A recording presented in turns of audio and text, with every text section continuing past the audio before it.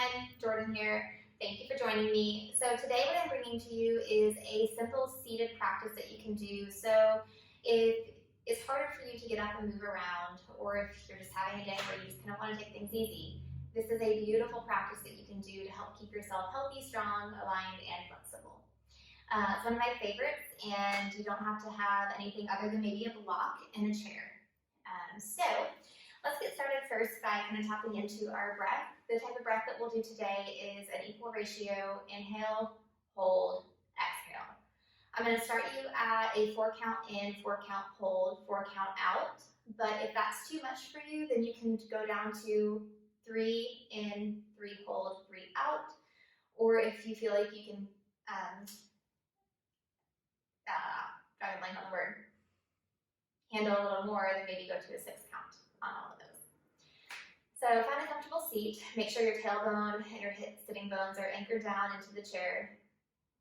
And just take a few natural, normal breaths, closing the eyes down and tapping into your experience and what's arising for you right now in the moment. And just take a moment to tap into the quality of being.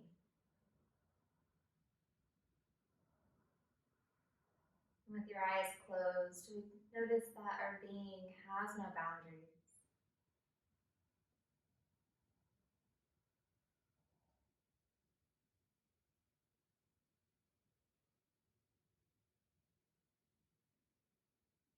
Maybe even taking a moment to set your intention for your practice. Maybe it's just a simple word. Maybe something like calm or ground.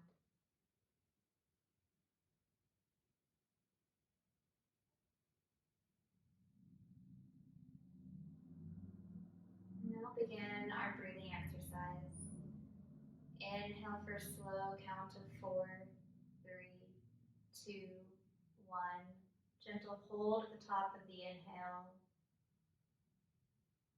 And exhale, 4, 3, 2, 1.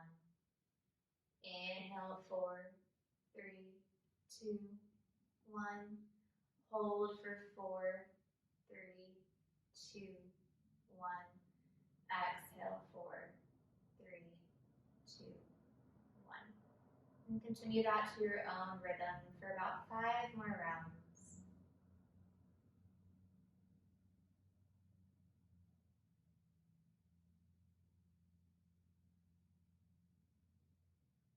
And as you breathe, see if you can focus the breath, just drawing it through the nose, to the back of the throat, down to the abdomen, and then back up through the back of the throat and out the nose.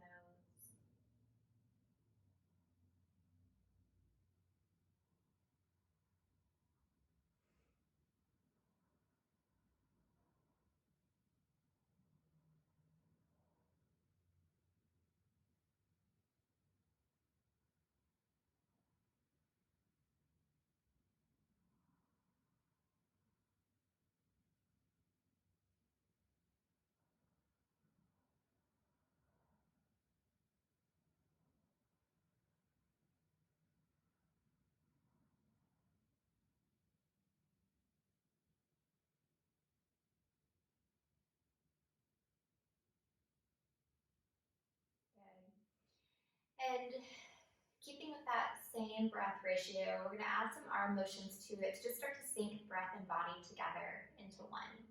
So when you inhale for your count of 4, you're going to sweep the arms up, sweep them out for your hold of 4, and then down for your exhale of 4. So inhale 4, arms up. Hold for 4 as the arms move out. And exhale for 4 as you sweep the arms down to the sides. Good. Do that a couple more times. Inhale the arms up. Hold the breath as you move the arms out, opening up the shoulders and the collarbones, and slowly exhaling as you drift the arms down. 2 more times. Inhale the arms up. Draw the arms out. Feel the shoulder blades melt down the back, and then exhale to melt the arms down. And last time, inhale the arms overhead, nice long spine. Drift the arms out to the side, and then slowly drop the arms down. Good. Maybe even throw in a little bit of shoulder rolls here. Along the shoulders a few times backwards, and then a few times forwards. Good. And a couple of neck rolls. You drop the chin down towards the chest, and just gently drawing the neck up to the back, over to the opposite side, and down again. Just go to the extent that's comfortable with you. If you have any neck trauma, you might want to just do some baby circles, which would look like this. So always listening to your body, go the opposite direction. Letting your body be the guide.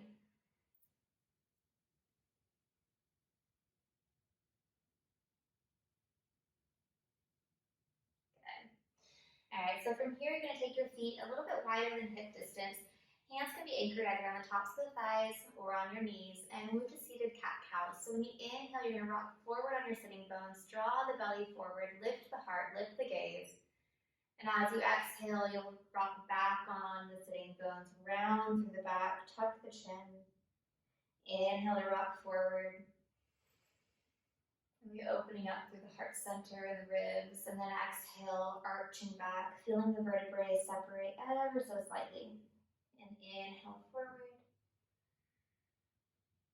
Exhale back.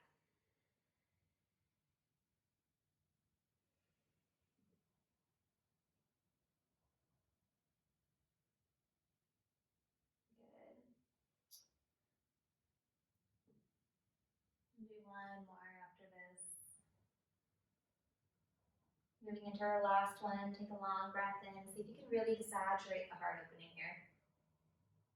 And exhale, rounding back, exaggerate the opening of the spine.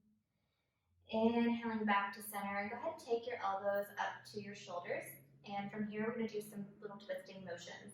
So you can use your breath to help guide the motion. All you're doing is you're rotating your torso to one side and the other.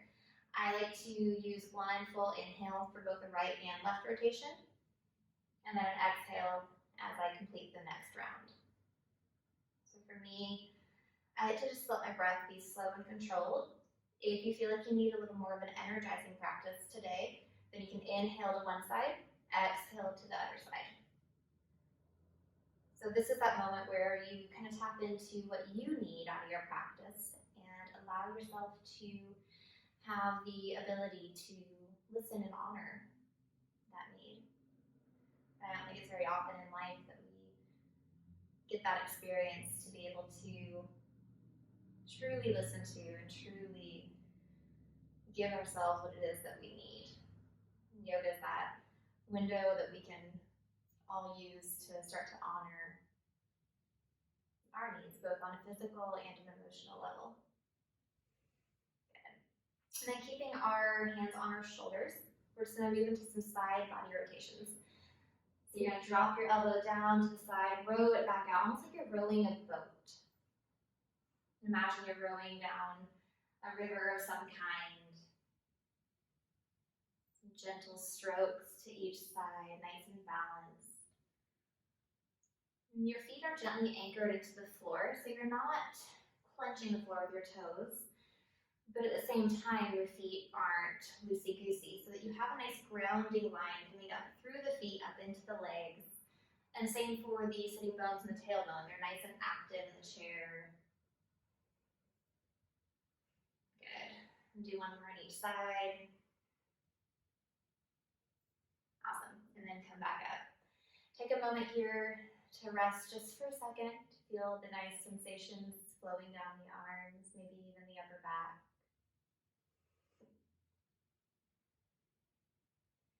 I'll go into some side lateral bendings, arm sweeps. So you'll draw your left arm up through your rib cage and reach all the way up and over. And coming back down the same way we came up. And then same with the right. So right fingers trace up the right rib cage. So you reach up and overhead, side bending here. And coming back down to center and neutral. We'll do this a couple times on each side. And start to to notice the opening of the side ribs. You can even send your breath to those areas.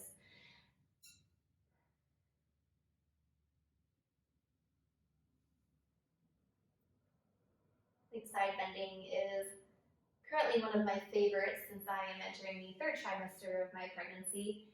And the more I can open up the side ribs, I know the easier breathing will be in the next couple of weeks. When you think about breath, your ribs need to expand, not just forward and backward, but they also expand out left and right. The more we can encourage full motion of the rib cage, the more we can free up that space for proper breath. All right, last one. And come back to center. And then just for a nice sustained stretch, go ahead and lift your left arm up. Gaze out under the left arm. Tip the gaze up towards the ceiling. Let your right arm be relaxed on your right leg. And just hang out here for a few breaths. See if you can anchor down into the left hip just a tad more. Maybe spinning the pinky finger of the left arm down and under as you draw the left shoulder blade down the back, and at the same time lifting up through the left rib cage.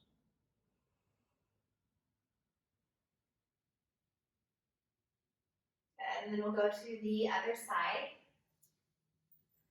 Lifting the right arm up and over, spinning the pinky finger down, spiraling the heart up. And sending your breath into your right rib cage.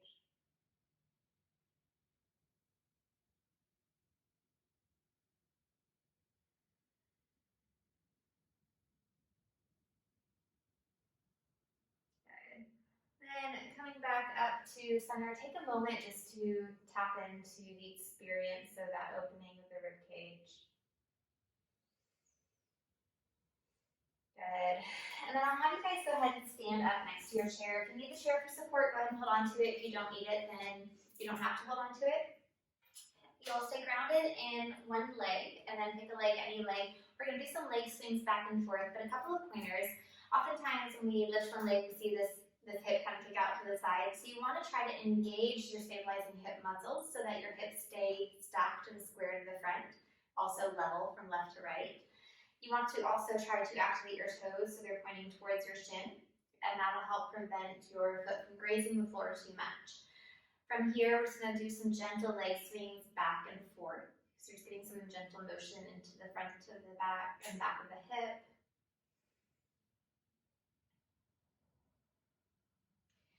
And you want to try to isolate the hip as much as possible.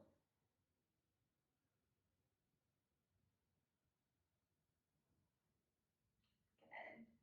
Just a couple more leg swings. You can have your hand on your opposite hip if you need to. And then you can go ahead and drop that foot down. Dive into a forward fold. So you can have your feet hip width apart, or if you need a little more space, like I do for a baby, then you will make that space.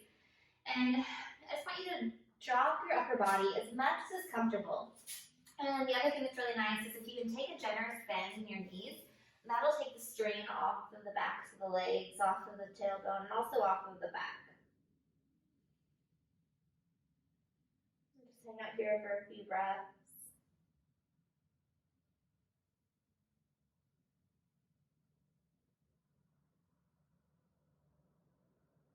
And then gently roll up one vertebrae at a time. And we'll go to the opposite leg. So same thing, try to activate the hips, both from the front and the sides. Activate the toes towards the shin. Just gently swing your leg back and forth.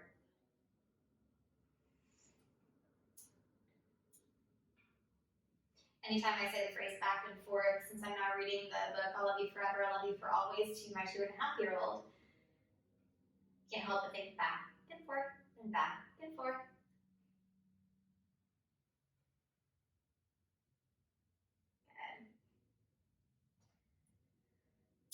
Alright, and again, we'll move into that forward fold. So find your hips or your feet wherever they were in relation to your hips. So just gently dive forward, rounding into this forward fold. You can sway side to side this time. Or maybe sway forward and back. You can also play with maybe grabbing Opposite elbows, and allowing that to help drop your upper body even closer to the floor.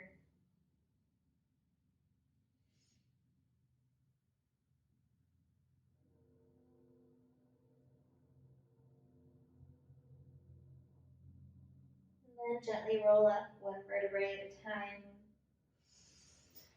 And you'll have a seat again. We're gonna grab our block and we're gonna move into a little bit of a seated warrior flow. So the block is really, really good for helping make sure that you protect your hips and your knees by making sure that your frame is balanced. So what we'll do is we'll go to the left side first. You'll have your block under your left foot in a way that makes it available for you to have this nice 90-degree bend from your hip to your knee to your ankle. Your back foot's going to stretch out behind you, anchored to the floor at 45 degrees, toes facing somewhat forward. And you want your chair to support your left leg as much as possible. Good. All right, so when you inhale, you're going to sweep your arms all the way up.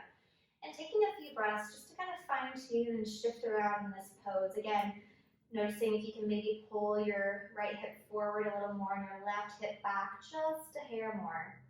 The more you do that too, the more you'll feel a nice stretch over in this right hip. Good. Take a breath in. And breath out. See if you can drop the shoulder blades down the back.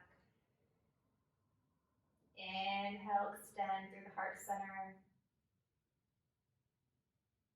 And exhale, imagine an anchor grounding you into the ground and the chair below. Just trusting that gravity is there.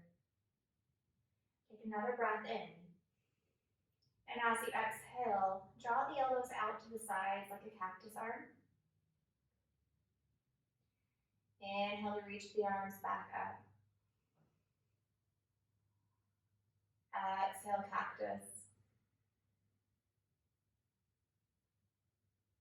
Inhale, draw the arms up like you're reaching for the sun. Exhale, elbows draw down. And inhale, arms reach up. Exhale, open up to a warrior two. So you're just pivoting your torso forward. And then inhale, reverse your warrior. Drop your back arm down against the back leg as you reach your front arm forward and up over the ear.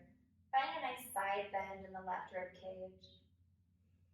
And like we did earlier, spin the pinky finger down and under, tip the gaze up. And you're not dumping your weight into your back arm, but it's just kind of there as a gentle reminder for support. Take one more breath.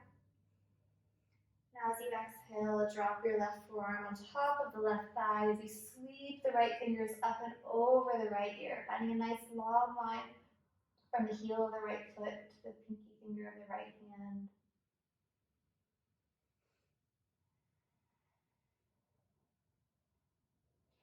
And see if here you can also find a nice long line, even in your left rib cage.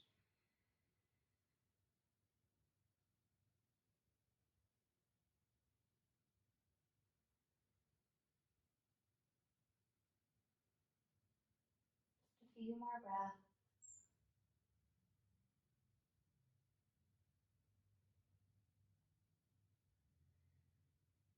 And slowly rising up. And we'll switch sides, so you can either just draw your block across with your foot, or you can reach down and grab it and switch sides. And this time your block will go underneath your right foot. And again, making sure that it's at an area where you can have your hips squared over the right foot. Back foot is at a 45-degree angle, toes angled to the front corner. Hips are square, so you're going to draw your left hip forward, draw your right hip back. Try to check in and make sure that one hip isn't dropping lower or higher than the other. And then inhale the arms up. And take a few breaths first to just really settle into the pose. Notice what's arising and maybe what can shift to help make this pose a little bit bigger, or maybe a little more stable. Where can you find the balance between the stretch and the strength?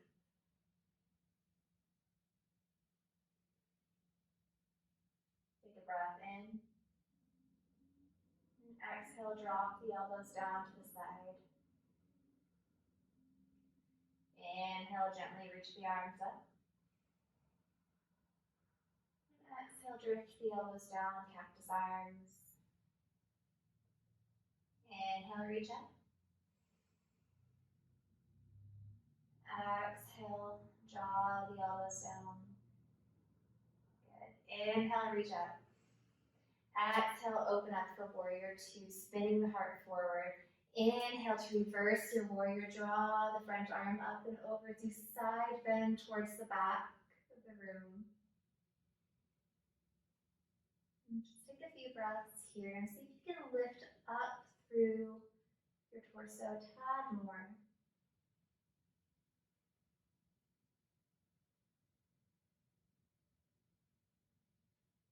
Finding the opportunity for lift and expansion at the same time, grounding in depth for one more breath. And then exhale, drop the right forearm onto the right thigh as you sweep the left arm up and over, spinning the gaze towards the ceiling, spiraling the pinky finger down. Nice long line from the left heel to the left fingertips. Good.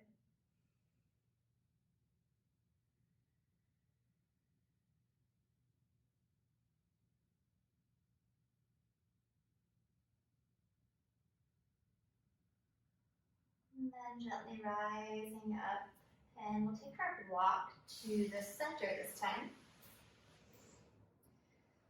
And we're going to move into a seated pigeon stretch. So you can have your block right under one foot. I'll demonstrate my right leg. So we're going to take our left leg down on the block. Right leg is going to come up and over. You want to protect your knee by having your toes flex back towards your shin. And if you need a little bit of added resistance for a little bit of a deeper stretch, you can have your right hand on top of your right knee. Hinge first from the hips, so maybe rock side to side to make sure that you are anchored down through the sitting bones. And then as you hinge, you'll keep your spine nice and long. Neck is just a natural extension of the spine. Take one more breath here. And then if you want to round forward into this a little more, you can. I actually find that I find a deeper stretch if I don't round, if I just keep hinging with a straight back. So whatever's comfortable for you, you can find that expression for yourself. Nice little bonus is, since your hand is already by your foot, go ahead and give yourself a little bit of self-foot massage, reflexology, TLC.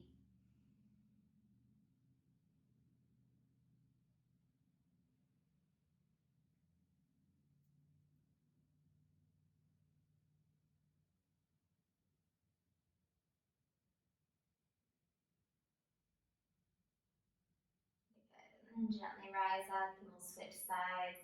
You'll find that one side is often tighter than the other, and that's perfectly common. If that is the case, maybe you just spend a little bit longer on that side than on the other one.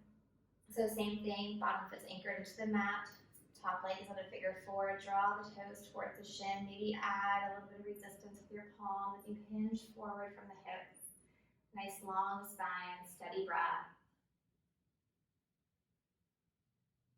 Just whatever your expression of this stretch looks like, allow yourself to drop into it.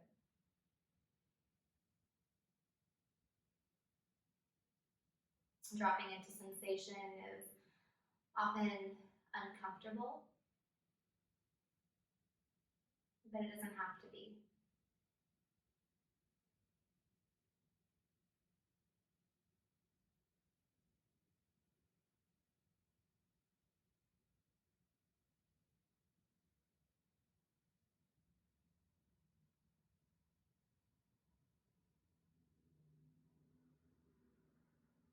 And then slowly and gently rise up and cross the legs. And just take a gentle forward fold so that your heels are kind of right in line with the front legs of the chair. Take a big breath in as you sweep the arms all the way up and over. And as you exhale, just dive your upper body down and forward. Maybe wrap your arms underneath your legs, underneath your thighs, and just allow yourself to hang in this final stretch. And while you're here, you can give your head a good shake out, yes and no. You can imagine that all the residual stresses and tensions are forming a little bit of a marble at the base of your spine, and then just allow it to roll down your spine away from you across the ground.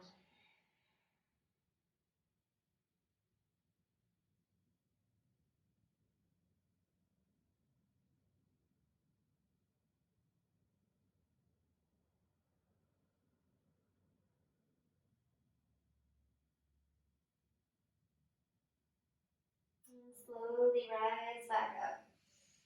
And take a moment here before you move into your final relaxation.